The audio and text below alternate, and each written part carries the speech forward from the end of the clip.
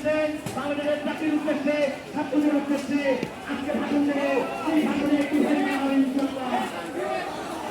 আপনারা সবাই রাখবেন না ভাইয়া, আপনারা রাখবেন না, আপনারা সবাই ওখানে দাঁড়িয়ে যান।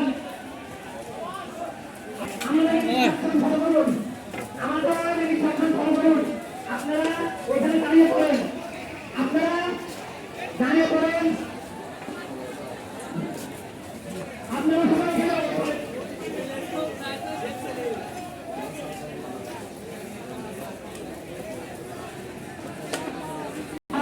আপনাদের অনুরোধ করছি বিশৃঙ্খলা সৃষ্টি করবেন না।